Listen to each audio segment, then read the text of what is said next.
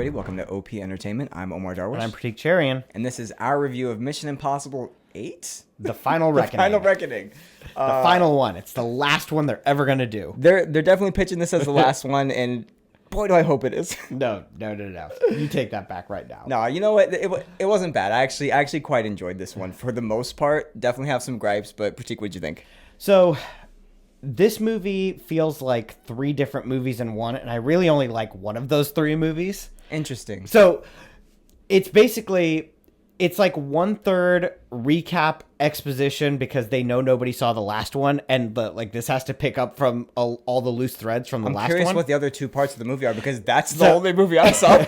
That's one part. The other part is like this retrospective clip show from... That's the same as the first thing. Well, no. One of them is exposition for the last movie. The other one is just like giving you random scenes from like all the other movies that came before, as it tells us how great of a guy Ethan Hunt is. Like, there was way too many scenes of characters being... It's just... All right, you know what? We gotta you are the great guy. We gotta leave with the negatives because what you're saying is kind of just like pushing me into my negatives. And then finally, the third one is like what we all came for. It's like a traditional Mission Impossible movie with action and the suspense, big stunts and action, and like we're going, and like that's the stuff I liked. The other stuff, not so much. All right, go on. Give me your gripes. This movie, and I don't know if maybe this is just all the Mission Impossible movies and I'm not like remembering them correctly, but this movie is essentially just like a group of characters in a circle sharing one like line of dialogue, one paragraph, and it'll be like one person goes, here's what you're gonna do, then it goes to the next person, you're gonna get into this car and go here, but first, and then it comes to the next person, you're gonna go here and this, but then you're gonna, and then it goes to the next person. Did it not feel like that for every freaking scene? Every scene is like just 5 people sharing one paragraph of dialogue, they didn't each have their own thing. I feel like if it was the dialogue you're stating where it's actually like about like, I feel like for too much of this it was like, all right, we go to a scene and it's here's all the exposition, and then we get to like another scene and it's characters giving the same exposition but to like different characters. They literally are like showing you the hypothetical situation as they're describing it happen over and over and over again, and it's just beating you with the head. I'm like, does this writer? It's Christopher McQuarrie that wrote this, right? Yeah.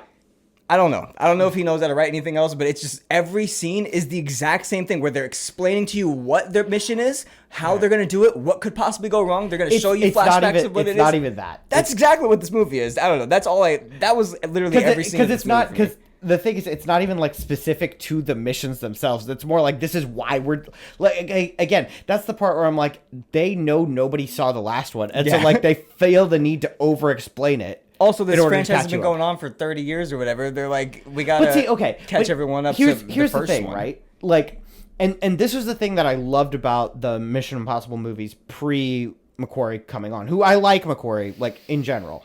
He's overstayed his welcome, but yeah. Besides the point. But the thing that I liked about them was each one was its own thing, right? Like, you could walk into any of the Mission Impossible movies. Yeah, not since the 5th one, though. But like prior to the 6th one, really. Because the 5th one itself was also like its own thing. Good one. No, the 6th one was fantastic. You take that back. I disagree. That's literally the worst one, in my opinion. Well, you're wrong. You're objectively wrong. Finish your point. But no, like, so because of that, like, you're right, this franchise has been going on since 1996, 1996, but it's never felt like, oh man, like, it's never felt like, oh, I need to know everything that happened in all of these movies. Yeah. Up until... Now they're trying to make this a whole tapestry of everything that happened in every movie matters to this, and like, sure, whatever. It just felt so convoluted so quickly, and like it was written tightly enough that it's fine or whatever, just go through the motions. And if this movie was moving at a quick enough pace, you can kind of like forgive those things. But this is 3 hours almost. I don't know if it was 3 hours. It felt like 3 hours. It's like 2 hours 50 minutes. Yeah. And I don't know. There's a really cool underwater sequence. Cool underwater sequence. Actually, if jumping to highlights again, the stuff that's like the big stunts and the big action sequences and the stuff where we've moved past like characters just talking and we're like actually doing stuff. But there's only really like 2, and I feel like these Mission Impossible movies usually have like 3 or 4 like it's more really like good sequences, you know. So there's going back to positives really fast. Sure. But yeah, that underwater sequence to me incredible. was so great, and the way that it just like builds tension and like gives you this feeling of like claustrophobia throughout Yeah, it. but it was like, also like kind of relaxing in moments. I don't know if you felt that too. Like you it's and I get just relaxed like by different things. it's the way they mix the sound, and it's just like complete silence and underwater, and like how everything's moving around. It's kind of like relaxing, and then sudden tension. And I don't know. I'm trying to give it a compliment here. I thought that. No, I thought that sequence was great, and like not like it's anything we haven't seen. Like it's not like it reinvented something, but it's just No. the way it was all put together was fantastic. Yeah, and you can think in the back of your head, did Tom Cruise do all of this? He probably did. He probably did. That the plane sequence, the plane stunt, like was it a little reminiscent of the helicopters from Mission Impossible 6? A little bit, but I feel like No. they took the stunts to like So, they ratcheted up the stunts. That's where I'll disagree, because that's where Mission Impossible 6 I think is a fine movie until it gets to the helicopter stuff, and then it's just like the slowest helicopters chasing each other, just like I boring for rewatched me. it this week. I know you love it. You've always loved it. I disagree. I'll just say I disagree. Well, you're wrong. This, I was thinking that's what this was going to turn into, but it was a lot more. I don't know if it was the way it was shot or paced, Again, but it like felt I said, way more. they ratcheted it up because they yeah. added more stunts and they added stakes, and it's fantastic. Yeah, and it was a little more fun. Yeah, I liked it. It's great. Um, Yeah. But yeah, I think the big problem with this movie is just it's saddled with a lot of the flaws from the last one, namely because it has very similar villains, very similar plot. Because it's kind of carrying. I mean, originally this was pitched as part 2 of that one. Yeah. So do you think that they changed anything, or did they just change the title? Because I mean, it still feels very much like a part 2 of the other one. It's just I feel like a marketing strategy. Right? I feel like my personal opinion is a lot of the like retrospective. We're adding in the scenes from the previous ones. I feel like that stuff was. Do you think was maybe they added were in. they were maybe planning on doing another one, and now they were like, we don't know if we're gonna do another one, so let's just do those scenes in this. I feel like it was one where they were like, we're not sure if we're ever going to do another one. So if this is the way we end it, let's try to like end it with a retrospective. Did it feel forced? A little bit? Yeah. Okay. I was gonna say almost all of the trying to make you reminisce about everything and forced felt like a forced ending, and I don't know if I felt that. But. I agree. I think for me, like if we talk about like the 3 parts that I mentioned, I tolerated the retrospective stuff. I hated the exposition stuff because that was like an hour long. And it's every scene. Yeah. Every scene has to lead. It literally leads with exposition. But then the like, all right, here's what we're actually doing, and we're actually going to go about it. Great. Yeah, I guess Yeah. I kind of agree. I thought the exposition was atrocious. The reminiscing stuff was fine for someone who's I've seen the first one. I didn't see the second one or the third one. The first one I ever saw was the fourth one. I love that one. That's why you don't like the. Okay. all What? right. The second one is awful. Is it awful? Oh, okay, yeah. So maybe that would be bottom of the barrel for me, but I haven't seen it. Ghost Protocol, incredible. Rogue Nation, incredible. Yeah. You know how I feel about the 6th one. 7th one was okay. This one I think is slightly better only because the underwater sequence. It's my. There's just more memorable stuff in this one. I mean, I just saw it, but maybe that's why. But I just don't know if it warrants the 3 hours. And like, if this is really going to be the last one, then sure, I guess. Like, I let us feel live in this universe I for a feel little bit like there's a longer, but- world where we could cut a good hour out of this. Is there like a sequence you would cut, or do you think you would just cut Like I some said, of the exposition? I thought a lot of the exposition was repetitive. And there's a scene where I just thought every scene was repetitive. there's a couple scenes with the AI villain that I thought were overly long and could be cut. Yeah. Specifically, there's a scene where. How'd you feel about the AI villain overall? I mean, I didn't like it in the last movie, and I don't like it in this one. I Just just handled a little better in this. I don't know. It was. it was tolerable. I think in this one, it's like in the last one, it was very much of like bashing us over the head of like technology is bad and like go enjoy people, and this was a little less preachy. Not Well, it's almost not like the last entirely, one- but just a little bit. It's like the last movie was like, hey, we're gonna put this lesson out there for people to learn, and then through the years we've clearly not learned this lesson. So like, no, we need to make this. We need to punch people in the face with this lesson, and it's like, okay, we get it, but I don't know. It's kind of sad that like a lot of movies are like doing these kinds of like AI messages, and we're just like not reading. We're not reading the tea leaves here, but yeah. I mean, it is. What Anyway. I think I've said what I have to say. You want to score it? Scoring this movie is kind of difficult. I thought it was enjoyable enough. Like, if you're a fan of the franchise, I think, go see it. Obviously, I wouldn't say don't go see this. I think if you're looking for like a really fun action movie, I don't know if this is going to deliver for you. Like, especially if you don't have the attention span. So this is a real tough one. Overall, I really didn't like how every scene was just exposition, explaining what the mission is for this particular scene, explaining how they're going to do it, explaining the possible outcomes, and then the next scene is just the exact same thing, and the next scene is the exact same thing until we get to a big sequence. So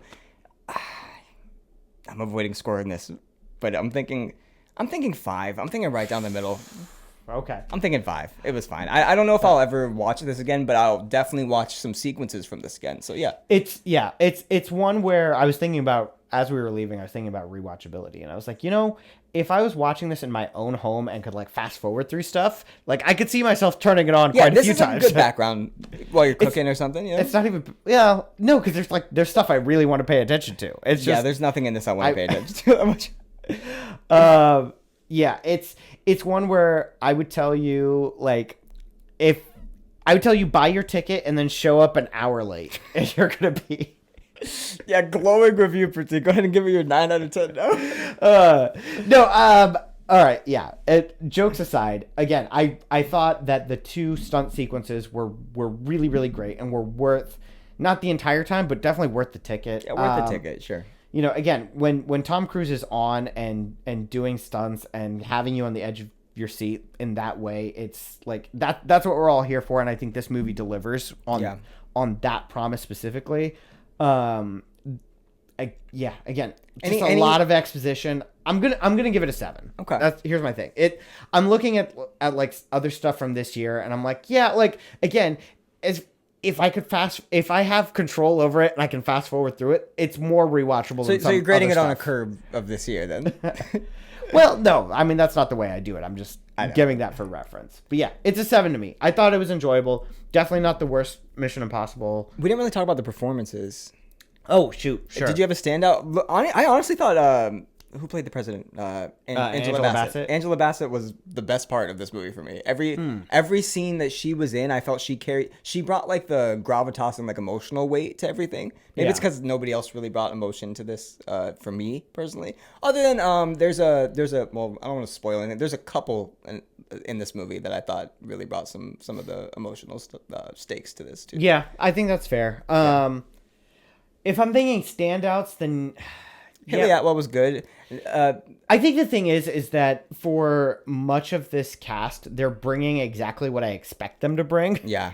So it's hard for me to be like, oh yeah, this was I was I wasn't surprised by any performance, but I do agree with you that I think Angela Bassett's performance gives it emotional weight and stakes that nobody else is really bringing. Yeah, they're not deepening any of the characters, They're just you're getting those characters for a little bit more, and maybe arguably for not enough to do for some of them. But yeah, there's a lot of characters in here. 5, 7. Yeah, it's okay. Fine. Go see it if you want. Yeah, if you're a fan, go see it. You'll find things you might enjoy, and you'll find things you won't. But do you want them to do another one? Yes. Are you looking forward to it more or less now? More than I was before, because the last movie I could not stand. So, and then, all right, 2-part question: do you want Christopher McQuarrie to return? Do you think he'll return if they do another one?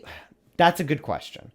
I think I want him to return only because I think he does a really good job of highlighting Tom Cruise's strengths, and they have like a really good working relationship. Yeah. And so for the purpose of getting the best out of Tom Cruise, I do, but I would like to see a return to a little bit more of the one-off type storytelling. I don't need, I feel like with this movie, they really closed the book on like an era of Mission Impossible, and I'd like to see like an anthology story, or just like more of just like one-offs. More one-offs and more of I feel like because we've closed a book, whatever, if they do another movie, I want it to do or feel new or different than the last 4 McQuarrie movies. I would almost say I'd be okay with him directing, but you gotta get someone else to do a script.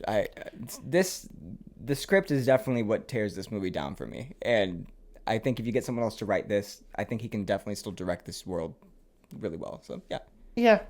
I don't know. Agree. We can argue about it, but what do we got next week, Pratik? That's a good question. Review. we will be reviewing something pending critic consensus. Yeah, we'll which is see. not something I like to do, but we might have to do it here. We'll see. We'll see you guys.